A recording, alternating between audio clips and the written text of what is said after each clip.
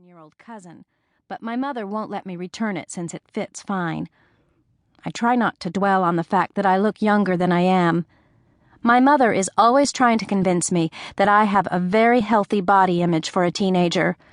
Usually I would roll my eyes at something like that, but I think she really needs to believe it, so I don't contradict her. Rob knocks again. As soon as I open the door, I hear, "Surprise!"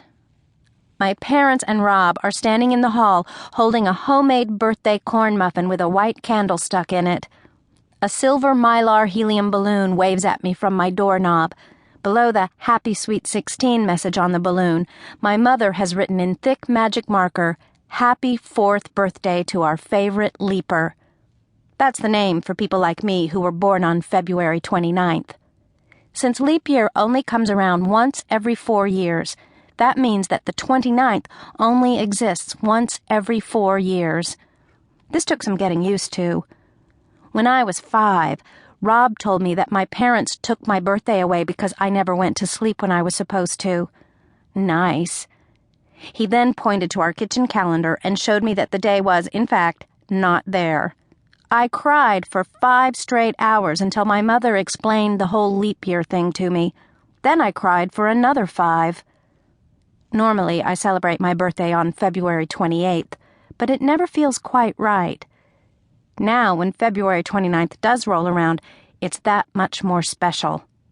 Plus, we leapers are a pretty exclusive group. After all, there are 365 chances to be born on a regular day, but only a 1 in 1,461 chance of having my birthday. In fact, I'm the only leaper at my high school.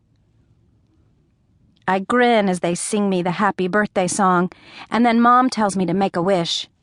This is only the first of many birthday things they'll do for me today to make up for all the ones I miss. I blow out the candle and wish that my breasts were the same size. Since I'll get to make many more wishes today, I don't mind wasting that one on something so shallow. I'll wish for world peace later. "Happy birthday, sweetheart," Dad says, giving me a big hug. He's the more nurturing of my parents. Poor Dad. He's had a hard time of it lately. 6 months ago, his accounting firm merged with a bigger one and he was laid off. Now, Mom's job catering parties is the only money coming in. Dad's been acting very secretive lately, and he hasn't been around for the past 2 weeks when I've come home from school. So either he has a lead on a new job, or he's working undercover for the CIA, which is Rob's theory. "Look in your room, Josie," Mom says, her eyes sparkling. My mother gets as excited about my leap day birthdays as I do. I think she's always felt a little guilty about the whole thing. "I tried to get you out a day earlier," she told me once. "The doctor suggested mixing castor oil and orange juice, but I just couldn't choke it down." There is only one thing I want to find in my bedroom, and at first, I don't see it. The first thing anyone would notice about my bedroom is the overwhelming pinkness of it.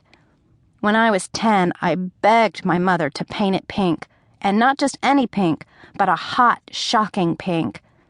Since only 2 years before I had begged for and received the flowered wallpaper, she said all right to the pink paint as long as I agreed not to ask for any more changes before college. At 10, college sounded a million miles away, so now I cringe every time I walk into my own room. Rob won't even come in at all. His room is a soothing army green. He says mine gives him a migraine. Even now he's hanging back in the doorway. I peer around the room, lift up the math book on my desk, open the top of my clothes hamper. Then my eyes fall on something sticking out from under the pillow on the floor. I toss the pillow aside, and there it is. My very own key to Rob's car, which used to be Mom's car, which before that was Grandma's, my mom's mom, who passed away when I was 10, and which is now partly mine. I literally squeal with delight and hold the key over my head like a prize winner. I immediately put it on my new keychain so I won't lose it.